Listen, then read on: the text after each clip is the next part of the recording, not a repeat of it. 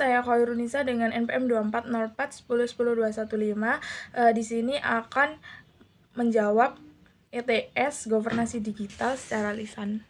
Jelaskan perbedaan antara tata kelola pemerintahan konvensional dengan berbasis digital.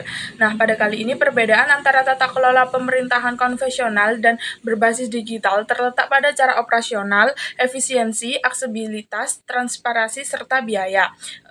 Yang dimana pendekatan konvensional mengandalkan proses manual dan berbasis kertas seperti pengajuan dokumen secara fisik, rapat tatap muka yang seringkali terlambat, rentan kesalahan manusia, dan terbatas pada akses fisik.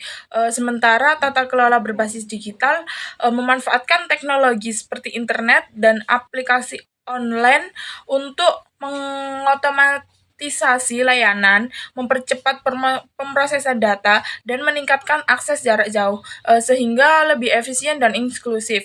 Meskipun memerlukan investasi awal yang signifikan dan untuk infrastruktur digital yang diperlukan. Soal nomor 2, jelaskan solusi yang dapat dilakukan oleh pemerintah untuk menyelesaikan permasalahan kesenjangan digital yang dialami oleh aktor pemerintah dan masyarakat. Untuk menyelesaikan permasalahan kesenjangan digital yang dialami oleh aktor pemerintah dan masyarakat, pemerintah dapat menerapkan solusi seperti membangun infrastruktur digital melalui proyek nasional yang memperluas jaringan internet ke daerah-daerah terpencil dengan menyediakan program pendidikan dan pelatihan digital untuk meningkatkan keterampilan pegawai negeri seperti ASN dan masyarakat. Lalu menerapkan kebijakan inklusif seperti subsidi perangkat teknologi dan penggunaan biaya serta akses internet.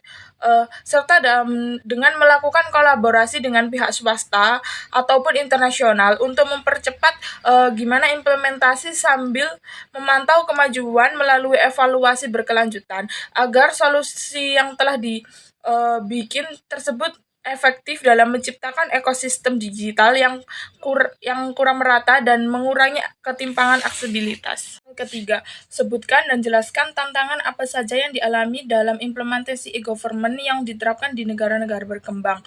Biasanya dalam implementasi e-government di negara-negara berkembang, tantangan utama meliputi keterbatasan infrastruktur seperti kurangnya akses internet dan listrik yang stabil, sehingga hal ini menghambat penggunaan layanan digital di daerah pedesaan. Terus biasanya kurangnya keterampilan sumber daya manusia di kalangan pegawai pemerintah yang menyebabkan adanya resistensi terhadap perubahan.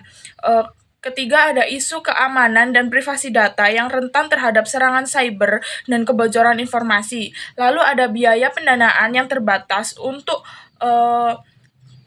pengembangan teknologi, serta resistensi budaya serta regulasi yang belum mendukung, seperti kurangnya kerangka hukum yang adaptif dan kesenjangan digital yang memperluas ketidakmerataan akses di antara masyarakat, sehingga secara keseluruhan hal ini menjadi tantangan dan memerlukan strategi jangka panjang untuk memastikan bahwa e-government dapat berfungsi secara optimal.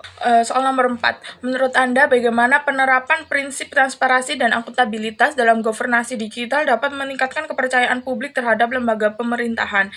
Menurut saya, penerapan prinsip transparansi dan akuntabilitas dalam governasi digital dapat meningkatkan kepercayaan publik terhadap lembaga pemerintahan dengan cara membuat informasi pemerintahan itu lebih mudah diakses melalui portal data terbuka, yang dimana sehingga setiap warga dapat memantau penggunaan anggaran dan keputusan secara real-time. Sementara akuntabilitas dapat melalui mekanisme pelacakan digital seperti audit online dan partisipasi publik yang memungkinkan warga untuk memberikan masukan dan melaporkan ketidakbenaran yang secara keseluruhan dapat mengurangi risiko korupsi, memperkuat rasa memiliki masyarakat, dan membangun iklim kepercayaan yang berkelanjutan. Meskipun hal ini harus diimbangi dengan upaya menjaga keamanan data dan inklusivitas agar manfaatnya dirasakan secara merata.